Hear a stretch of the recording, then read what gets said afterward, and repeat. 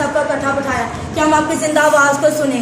मसराजा, मैं आपके खादम के लिए दुआ मांगती हूँ। सर से लेके पाँव तक अपने बंदे को छू लेना, ब्लेस करना मसराजा, उसमें से हो के बोलना मसराजा।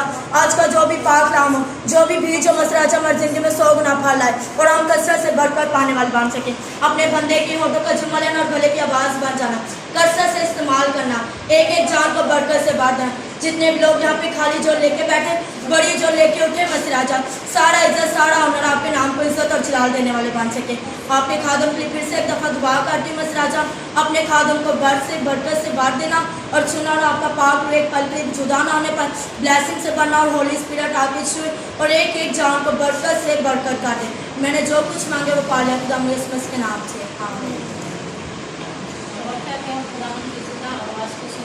तो खुदा उनके खादिम को आपकी जोरदार तालीम में वेलकम करने वाले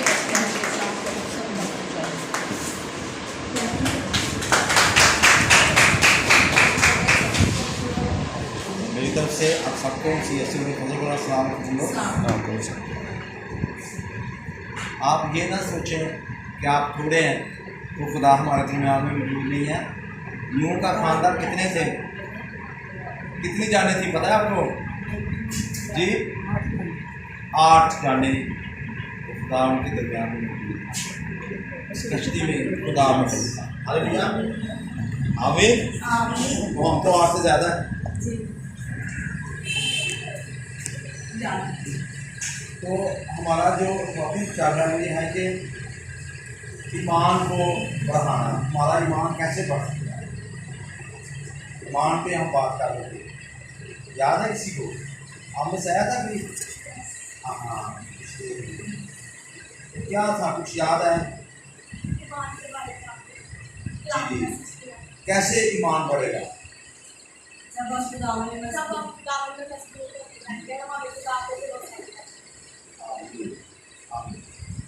तो मैंने आपको चंद एक बातें बताई थी ईमान के तलक से। मैं थोड़ा सा आपको रिपीट कर देता हूँ जो कुछ नए हैं।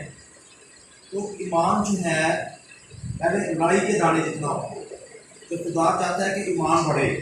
राई का दाना जो है सब बीजों में से छोटा बीज है, लेकिन उसके अंदर क्वालिटी है। उसके अंदर क्वालिटी ये है कि वो बड़ी तेज़ी से बढ़ता है। आमीन। और खुदा ये चाहता है कि हमारा ईमान बड़ी तेज़ी से बढ़े, और ये बहुत ज़रूरी है कि ईमान में इजाफा हो।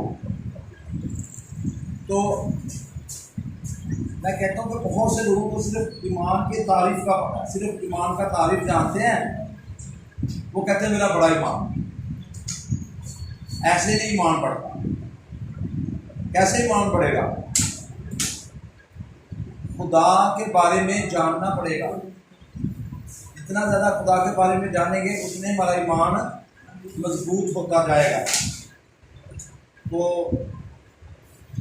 मैंने आपको एक हवाला बताया था, दूसरा पतरस 1 बाब और उसकी 3 से 5 आयत। वो हम पढ़ते हैं। दूसरा पतरस 3 बाब 1 से 5 आयत। आप में से भी पढ़ेगा है भाई किसी के पास? हाँ जी।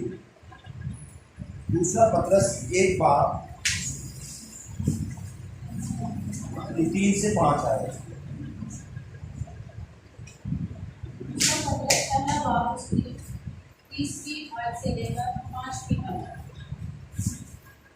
उसकी अलाही कुदरत ने वो सब चीजें जो जिंदगी और दीनदारी से मुताबिक है हमें उसकी पहचान के वसीला से अनायत की, जिसने हमको अपने खास जलाल और नेकी के जरिया से बुलाया, जिनके बायस उसने हमसे कीमती व नहायत बड़े वादे किए, ताकि उनके वसीला से तुम उस खराबी से छूट कर जो दुनिया में बुरी ख्वाहिश के सबब से है साथे इलाही के शरीक हो जाओ।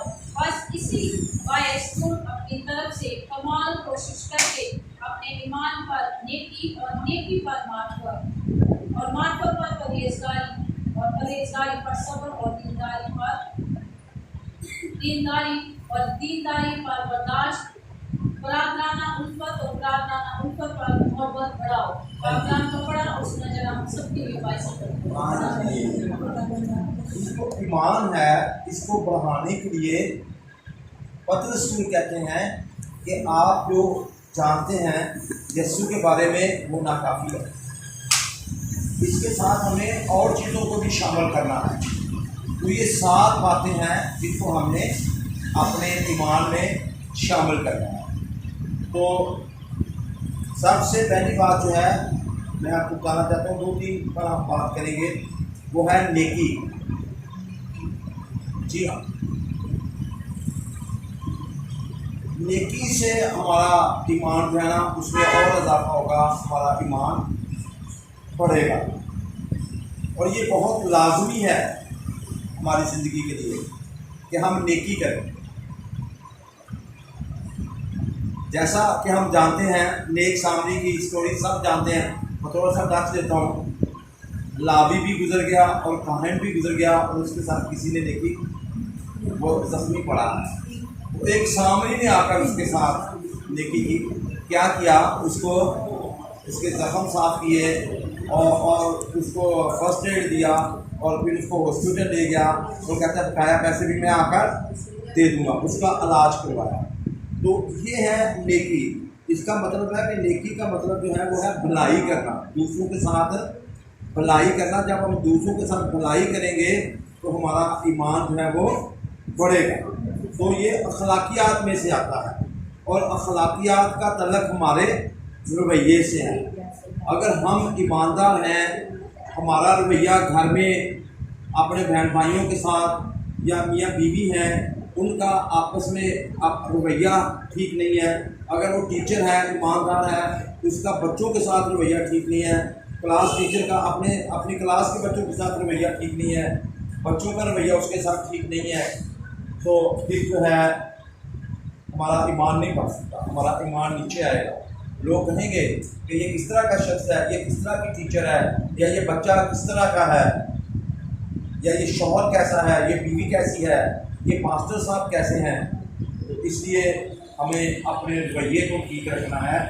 मैं आपको एक मिसाल देना चाहता हूँ, बड़ी हंसी वाली मिसाल है कि एक मास्टर साहब थे, वो चर्च में कलाम सुना रहे थे संडे को। तो उनकी मिसेज अपने बच्चों को तो लेके आई, अपना सारा घर का सामान उठा के चर्च में ले आई। कहती मैं यहाँ रहूँगी चर्च में। उन्होंने कहा कि क्यों? सारी कलीसिया एल्डर साहबान सारी चर्च की इंतजामिया कहती थी आपको अलग हमने घर बना के दिया है, आप वहाँ रहें, आप चर्च में क्यों रहना चाहते हैं? कहती मैंने यहाँ ही रहना है। उन्होंने पूछा कि क्या वजह है?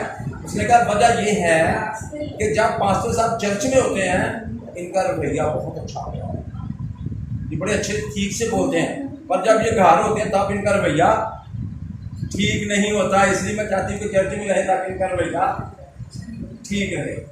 कई लोगों का रवैया चर्च में बड़ा अच्छा होता है, कलाम सुनाते वक्त, कलाम सुनते वक्त, दुआ करते वक्त, प्रस्तश करते वक्त, लेकिन जब वो घर से बाहर निकलते हैं, चर्च से बाहर निकलते हैं, फिर उनका रवैया अच्छा नहीं होता। इसलिए अगर हम मसीही हैं, हम चाहते हैं कि हमारा ईमान बढ़े, हमारे ईमान में इजाफा हो, तो हमारा रवैया बाज़ार में, घर में, हमसायों के साथ, स्कूल में, बाहर, हर जगह पर, रिश्तेदारों में हमारा रवैया बड़ा अच्छा होगा। हमें इसलिए हम अपनी ज़िंदगियों पर गौर करें। लोग कहते हैं ये बाइबल भी पढ़ते हैं, ये दुआ भी करते हैं और ये चर्च भी जाते हैं, और इनके रवैये कैसे हैं? अखलाकियात जो है हमें इसको दुरुस्त करने की बहुत बहुत ज़रूरत है, फिर हमारे ईमान में इजाफा होगा।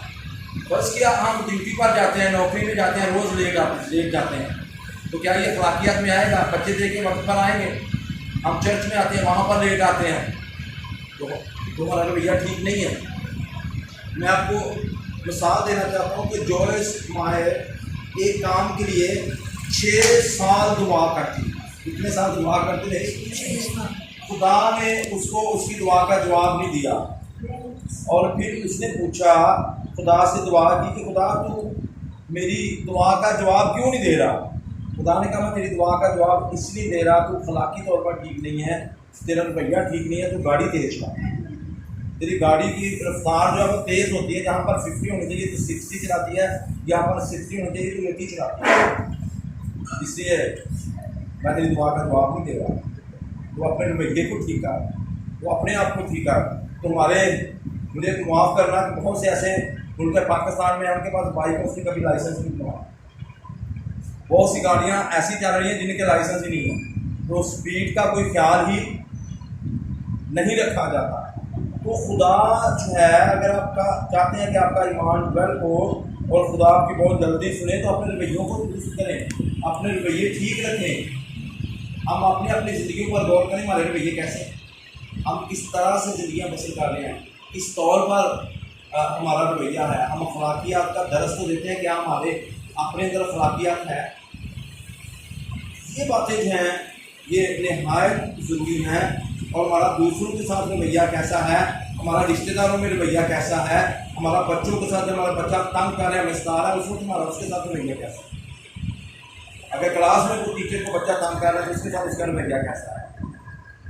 ये चीज़ें जो हैं ये ईमान पर असरअंदाज होती हैं और हमें अपने रवैयों को ठीक करना है और दूसरों को देखकर अपने रवैये को ख़राब नहीं करना।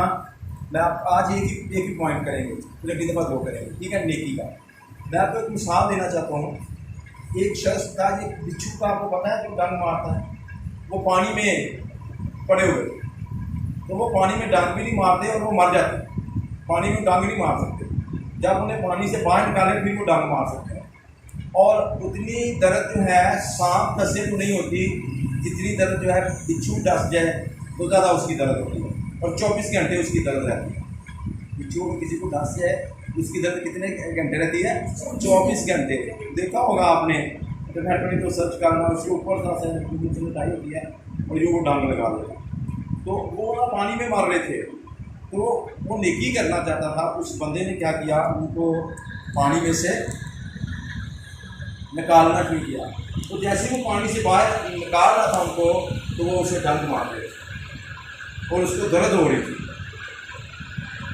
तो वहाँ से कुछ लोग गुजरे थे, उन्होंने कहा आप क्या कर रहे हो, आप उन बिच्छुओं को बाहर निकाल रहे हो तो वो आपको डंक मार रहे हैं, आप रहने दें, इनको मरने दें। उसने कहा कि मेरी एक अच्छी आदत है दूसरों की जिंदगियों को बचाना, तो इनकी बुरी आदत है डंक मारना। वो अपनी बुरी आदत को नहीं छोड़ रहे डंक मारने को, तो मैं अपनी अच्छी आदत छोड़ दूँ?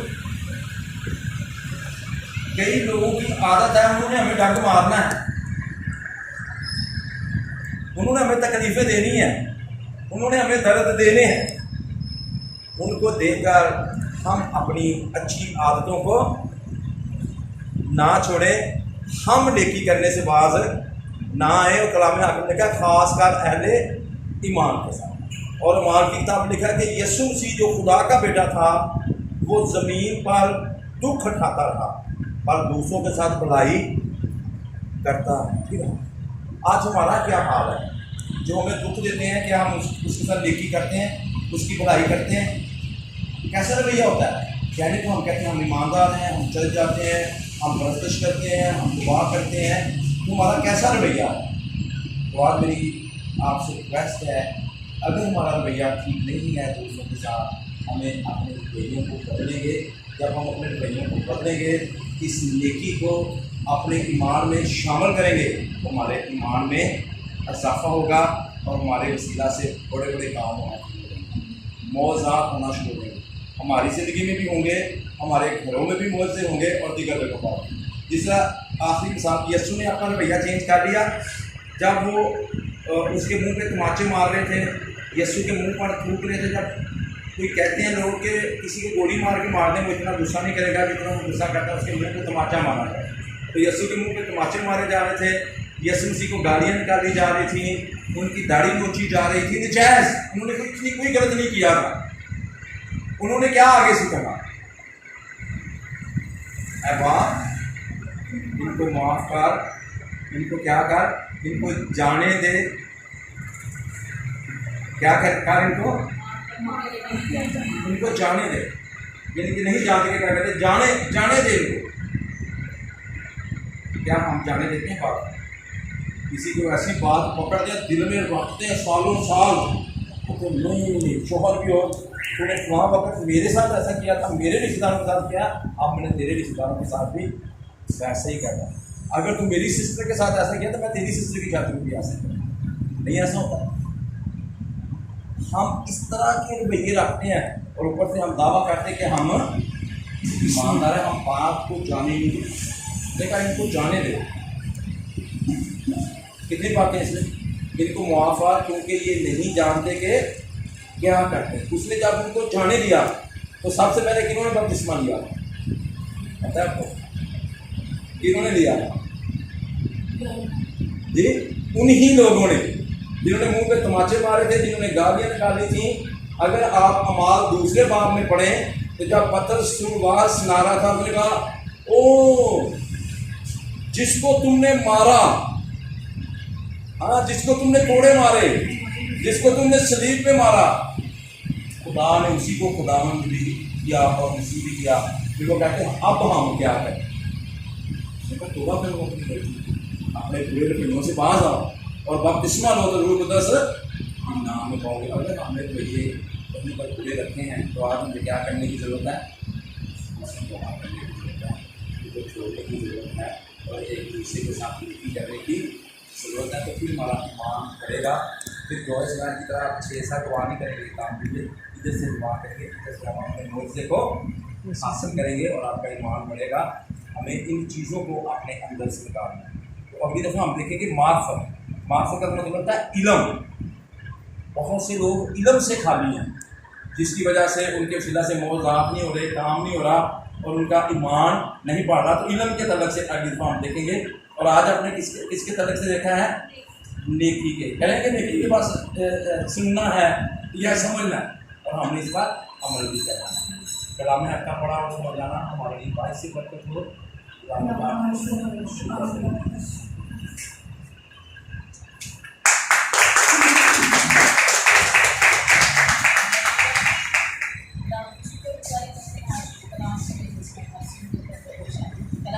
जो नेकी करना नहीं जानता वो गुनाह करता है। तो जब हम जानते हैं कि नेकी करने में क्या है, दूसरे बंदे की भी बुलाई है और हमारी भी बुलाई है, तो हमें उस काम को कर देना चाहिए। इसीलिए यीशु ने कहा कि जो नहीं करता वो क्या करता है? गुनाह करता है। तो आज हम सब ने बहुत अच्छी ये बात एक सीखी है। तो करे कि हमारी जिंदगी के अंदर उसका कलाम जो है वो सुनना को लेकर है।